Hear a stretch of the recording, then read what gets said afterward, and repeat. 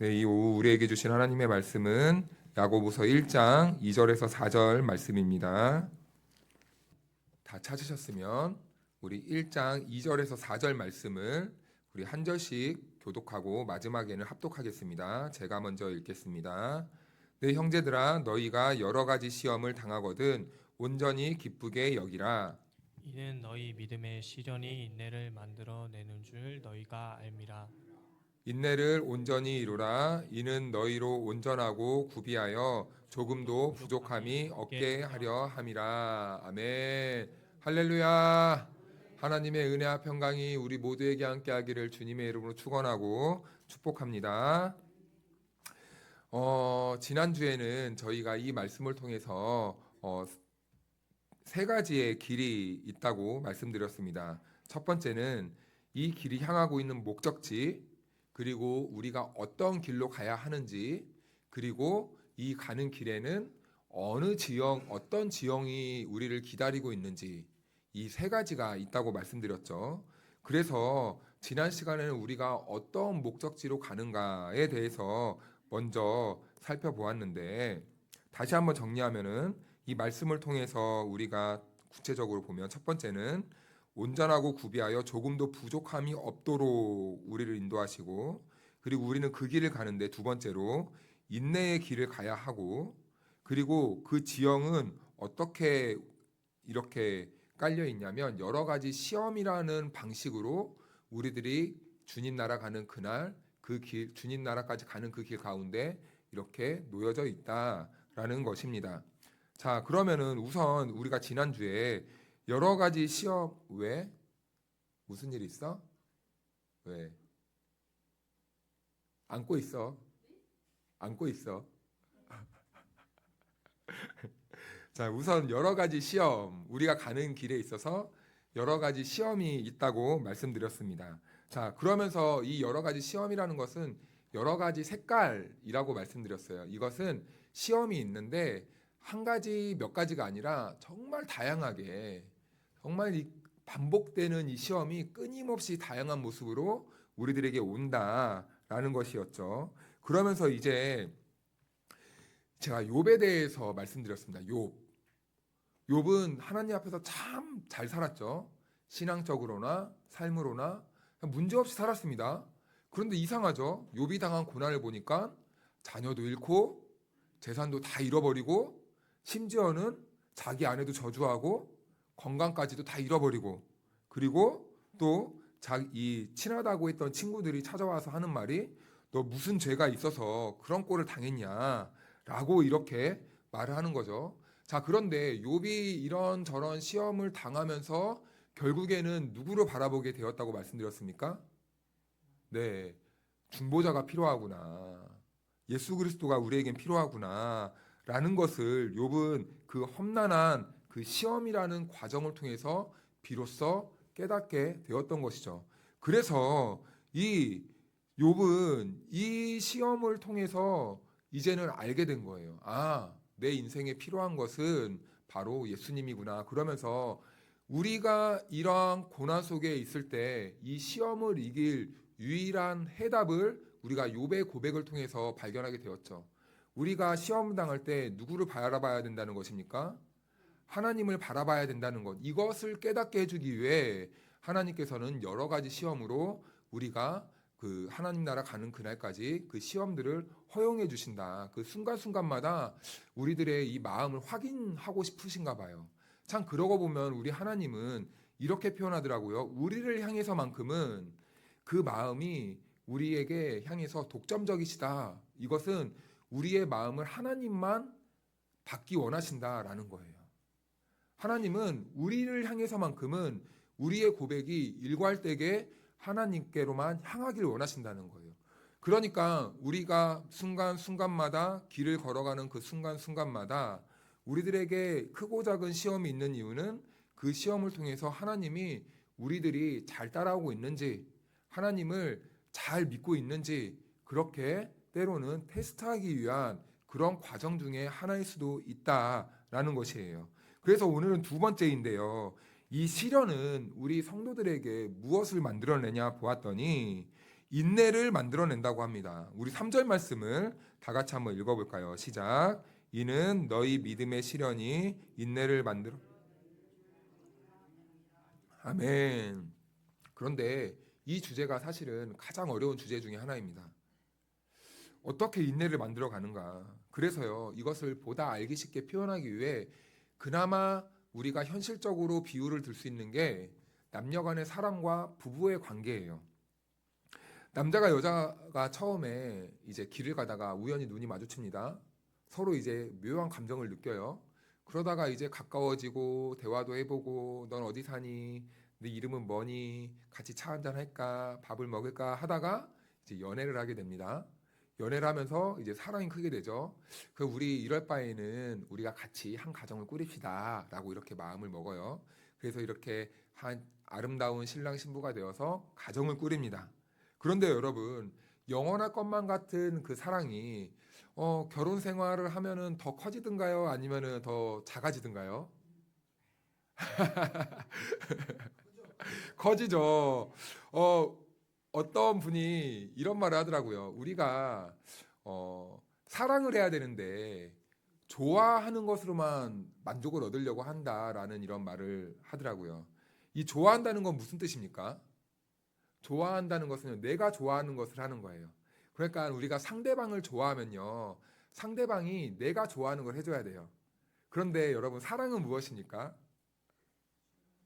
네, 주는 것이잖아요. 그러면은 생각해 볼게요. 사랑을 하려면요, 내가 좋아야 사랑을 하는 겁니까? 상대방이 좋은 걸 내가 해줘야 사랑하는 겁니까? 네. 그러면 여러분, 우리는 사랑이 커지고 있습니까? 우리 장로님은 그런 것 같아요. 우리 장로님은 남한테 퍼주는 걸 좋아하더라고요. 가만히 보면은. 예. 그런 거 보면은 우리 장로님은 항상 남이 기분 좋은 거를 먼저 생각하시는 것 같아요. 이게 바로 사랑이다라는 거예요.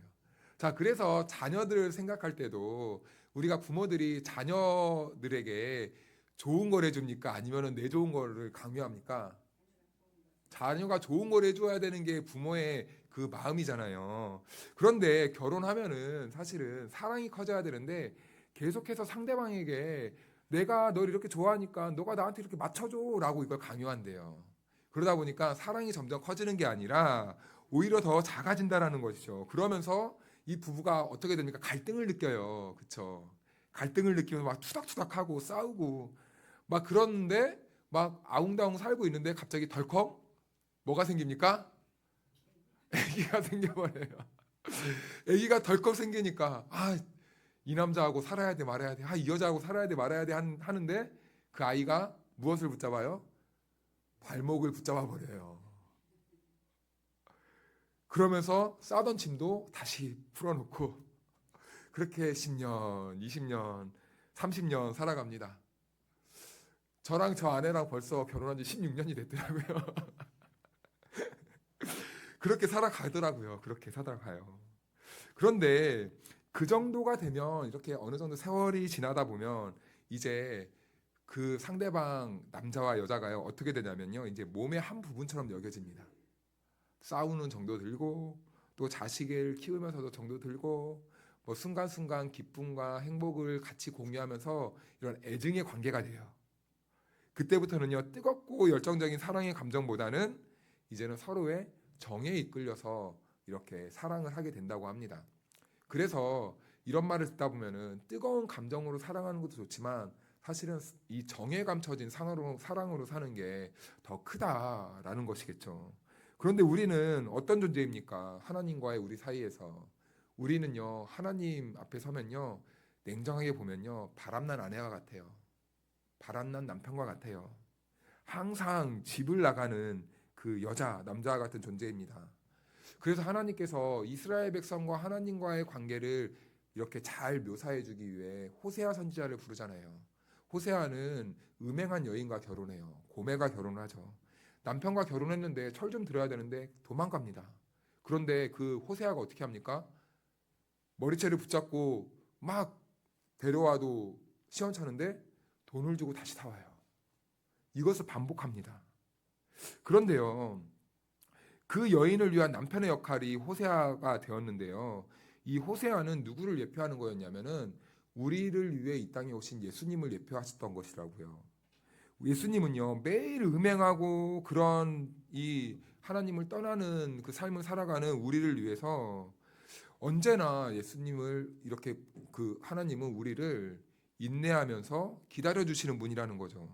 즉 그래서 인내는요 그리스도의 인내를 말해준다고 합니다. 그리스도의 인내가 무엇인가? 십자가에서 우리 주님은요 우리를 살리기 위해 어떻게 하셨습니까? 인내하셨어요.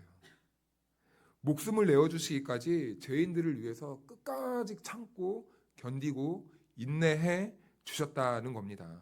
이것이 그리스도가 우리에게 보여준 인내라는 거예요. 우리를 살리기 위해 우리를 사랑하신 예수님이 보여주신 인내라는 것이죠. 그런 의미에서 3절을 다시 보면요. 어디 가게? 잘 안고 있어. 이는 너희 믿음의 시련이 인내를 만들어내는 줄 너희가 알미라.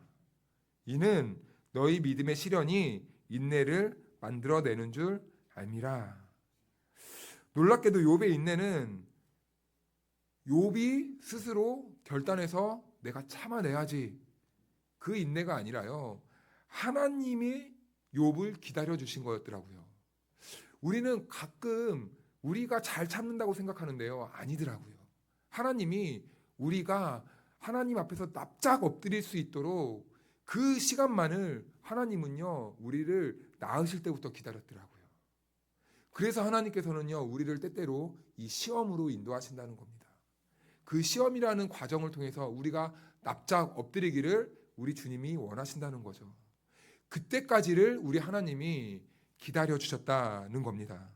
그래서 욥의 인내는 어떻게 결론 짓고 있냐면요. 하나님의 자비와 긍휼로 결론을 해요. 우리 5장을 한번 가볼까요? 야고보서 5장 11절.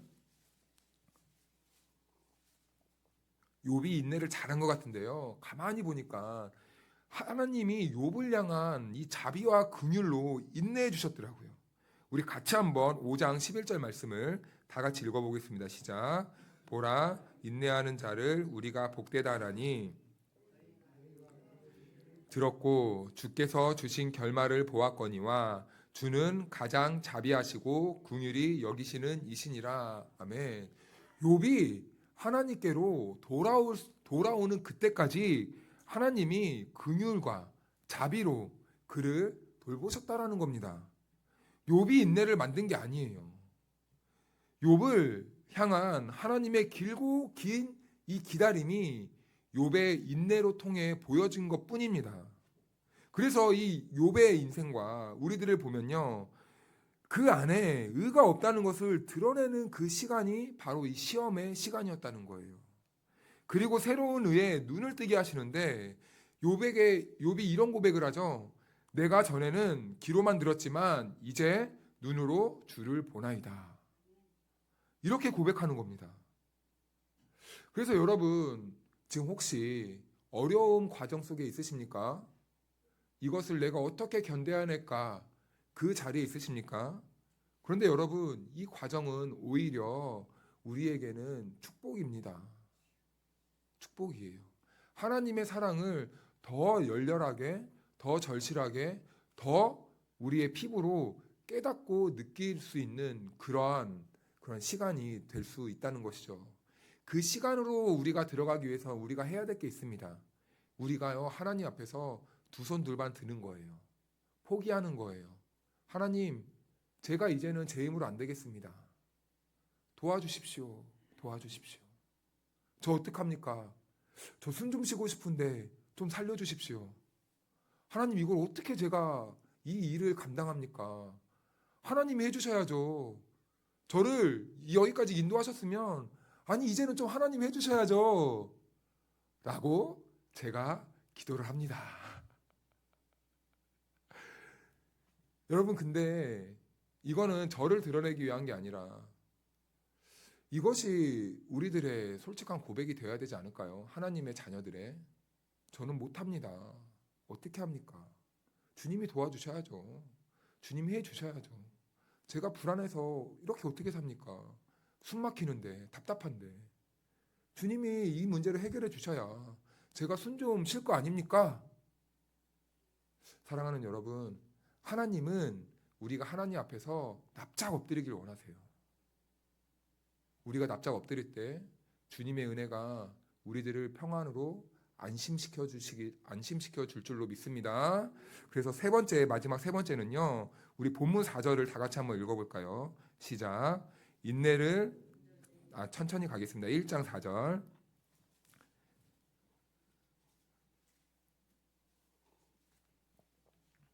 시작. 인내를 온전히 이루라. 이는 너희로 온전하고 구비하여 조금도 부족함이 없게 하려 함이라. 아멘. 네, 인내를 온전히 이루라. 그러면요, 우리들에게 인내를 온전히 이룸을 받으면 누가 온전해지는가? 우리는 이것을 좀 알아야 됩니다. 우리가 온전해지고 구비하여서 조금도 부족함이 없게 된다고 성경은 이렇게 말씀하고 있는데, 그런데 여러분, 이게 가능합니까? 우리가 이것을 문자 그대로만 받아들이면 안 돼요. 여기 안에는 사뭇 다른 그런 의미가 담겨져 있습니다. 우리는 아무리 내가 노력하고 열심을 다해도 우리는 온전해질 수가 없어요. 완전해질 수 없어요. 그런 능력이 없습니다. 그렇다면 이 말씀을 예수님께서 어떻게 해석하시는지 우리 같이 한번 읽어볼까요? 마태복음 5장 48절 한번 찾아보겠습니다. 마태복음 5장 48절.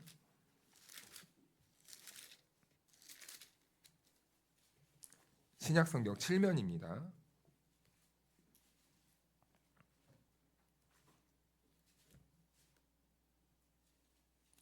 여기에서도 같은 맥락의 말씀을 주님께서는 하셨어요. 우리들에게 온전해야 된다는 것을. 자, 같이 읽어보겠습니다. 시작. 그러므로 하늘에 계신 너희 아버지의 온전하심과 같이 너희도 온전하라. 주님이 우리들에게 온전하시라고 하는데 사실은 우리의 연약한 모습을 보면 우리가 온전해질 수 있는 그런 근거가 없거든요. 그렇다면 우리는 어떻게 온전해질 수 있는가라고 보았더니 요한일서 3장에 보면 이런 말씀이 있어요. 우리 요한일서로 한번 가보겠습니다. 요한일서 3장.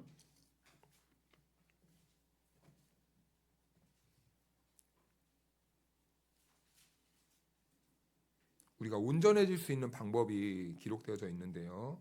우리 3장 2절 3절 말씀을 다 같이 읽겠습니다. 시작.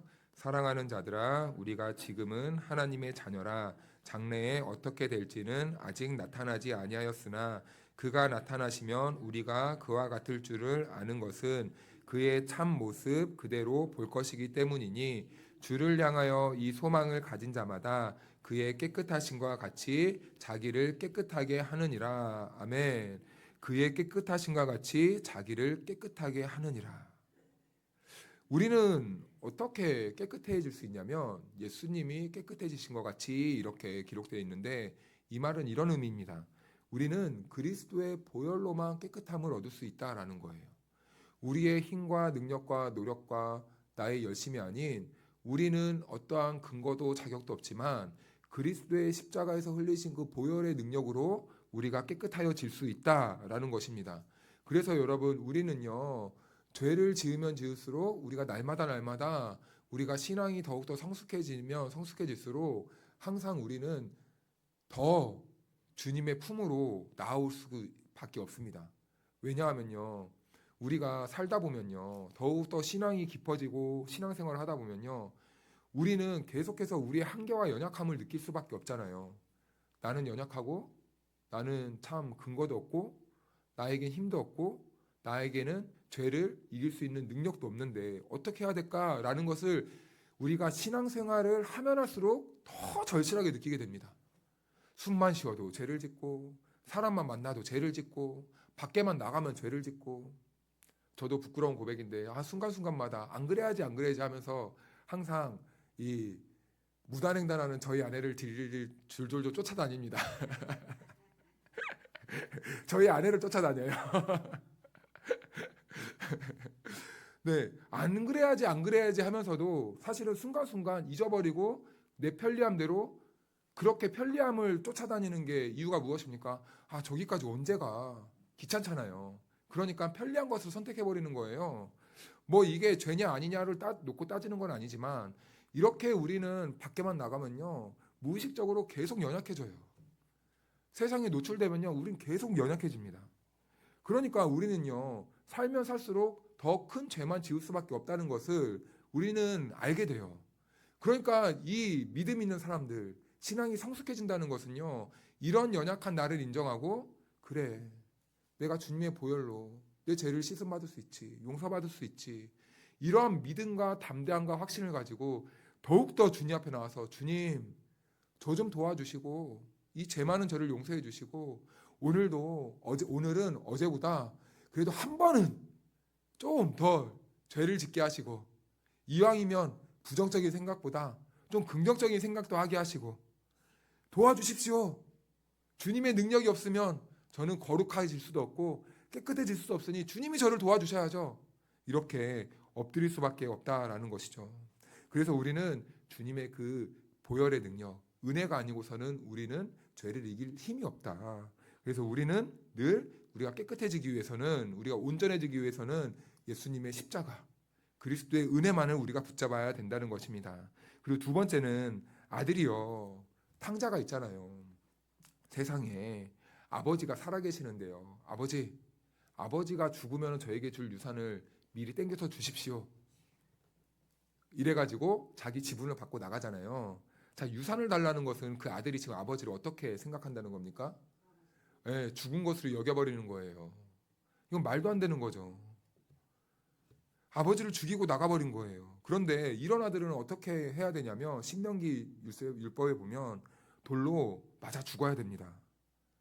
그리고 그는 아버지의 유산을 챙겨서 무엇을 하냐면 이 방탕한 생활을 즐기잖아요. 먹고 마시고 술 먹고, 그리고 성경에 보면은 창기들과 놀면서 아버지께 이 받은 유산을 다 탕진하고 낭비하는 인생을 살아버려요. 그런데 그 아들이 그렇게 만신창이가 되고 너덜너덜한 상황에서 다시 회복을 하게 되는데, 어느 순간에 그 아들이 회복을 하게 됩니까? 아버지의 품으로 돌아오게 됐을 때 온전하게 되는 거예요. 아버지의 품으로 돌아왔을 때, 그 아버지의 은혜 안으로 다시 돌아왔을 때 그는 죄를 용서받고 온전해지게 된다는 것이죠. 그리고 아버지의 것이 다 다시 그 아들의 것이 됩니다. 우리는요 완전하진 않지만 그리스도의 십자가 앞에 나올 때 그 앞에서 우리는 온전해질 수 있게 되는 거예요. 여러분, 오늘 말씀의 초점은 우리가 아무리 칠흑 같은 어둠과 어려움과 그리고 또 이런 시험 가운데 있어도 주님을 향한 그 고백이 흔들리지 않는 그 태도를 저와 여러분들에게 말씀해 주고 있는 거예요. 어떤 어려운 상황이 생겨도 우리가 믿는 그 하나님이 죽은 분이시냐, 살아계시지 않았느냐, 살아계시다 라는 것을 우리들에게 말씀해 주고 있는 거죠. 그 살아계신 하나님을 바라보고 의지하며 살아야 된다라는 것입니다. 연약한 나를 위해서 예수 그리스도를 보내주신 것을 우리가 확실히 붙잡고 믿는 것이에요. 성경은요 이것을요 인내라고 표현해요. 우리가 어렵고 힘들지만 하나님의 은혜를 기억하고 십자가의 사랑을 끝까지 붙잡는 것, 이것을 성도의 인내라고 합니다. 욥은요 이렇게 인내했다는 거예요. 어려움 속에서도 나에게는 중보자가 필요하구나, 주님 도와주십시오. 그 중보자를 의지해서 하나님을 붙잡는 믿음, 이것이 그가 그 엄청난 고난과 환난과 폭풍 속에서도 버틸 수 있는 인내의 씨앗이 되었다는 겁니다. 그래서요 인내는요 모든 것을 견디고 상황을 받아들이고 그냥 내가 납득하고 긍정으로 다시 생각해내는 게, 그런 상태가 인내가 아니라는 거예요. 불같은 시험 속에서도 내가 주님을 향한 그 절실하고 절박한 고백으로 그 자리를 버텨내는 게 인내라는 것입니다. 잘 구분하셔야 됩니다. 내가가 아니라 십자가를 붙잡고 하나님의 사랑을 의지하고. 그래서 여러분, 예전 이 수도사들은요 하나님의 임재를 날마다 이렇게 체험하기 위해 간구했어요. 왜냐하면 그들은요, 하루하루 어떻게 살았느냐면 이 죄 많고 이 어려운 이 세상에서 버텨내기 위해서는 하나님의 은혜가 절실했는데, 그 은혜만 내가 항상 이렇게 경험하게 되면 모든 것들이 다 괜찮아지는 거예요. 내가 어려운 상황 속에 있어도 하나님의 그 은혜만 내가 경험하게 되면요, 모든 것이 다 괜찮아져요. 모든 불안도 사라지고, 모든 염려도 사라지고, 모든 걱정도 사라지고, 평안함이 생기는 겁니다. 그런데요, 놀라운 것은 우리들의 상황은 바뀌지 않아요. 기적적인 일은 벌어나지 않아요. 그런데 내 안에서 살아계신 하나님이 그렇게 역사하세요. 그래서 늘 그들이 기도했던 목적은 항상 하나님의 임재를 갈망했던 그 기도를 드렸던 것입니다. 어떤 한 그 찬양 사역자님의 이 간증인데, 제가 가끔 이렇게 말씀을 드리는데 한번 말씀드린 적이 있을 거예요. 그분은요, 찬양 사역을 하는데 이 눈이 점점 실명되어져 갑니다. 자, 찬양 사역자가 눈이 실명된다는 것은요, 이제 찬양 사역을 못 하게 되는 거나 마찬가지예요. 못 보니까. 찬양을 못 부르는 거나 뭐 외우지 않는 이상은 못 부르는 거잖아요. 그래서 이제 찬양 사역을 못 하게 되었습니다. 그래서 이분이 이제 사역을 못 하게 될까 염려가 돼서 기도를 했어요. 그런데 기도를 했는데 이분이요, 눈을 뜨는 경험을 합니다. 이게 무슨 말이냐면 진짜 이 시력이 회복된 게 아니었어요.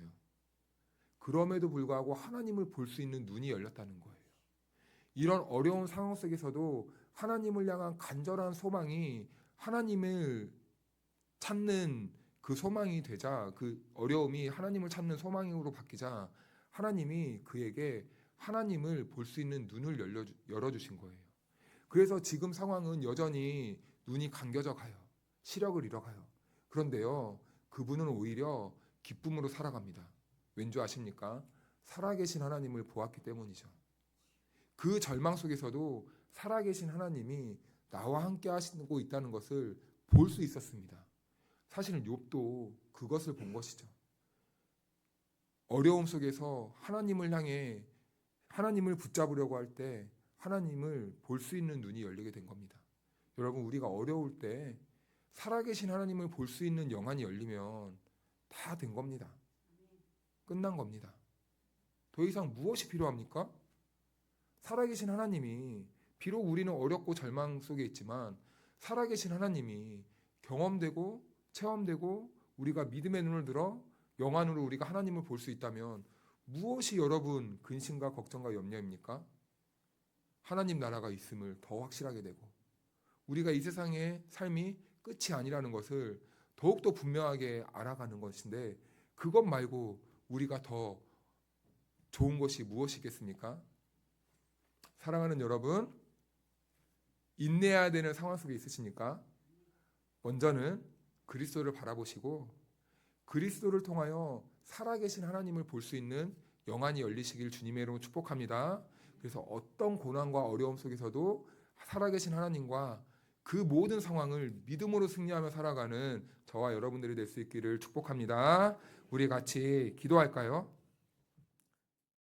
지금은 우리 구주 예수 그리스도의 크신 은혜와 우리 하나님 아버지의 측량할 수 없는 사랑하심과 보혜사 성령님의 교통하심과 충만하심이 어떤 상황 속에서도 예수 그리스도를 바라보고 예수님을 붙잡음으로 말미암아 그 상황에서 믿음으로 버티고 인내하기를 결단한 우리 성도 한 사람 한 사람 위에 영원토록 함께 하여 주시기를 간절히 축원하옵나이다. 아멘.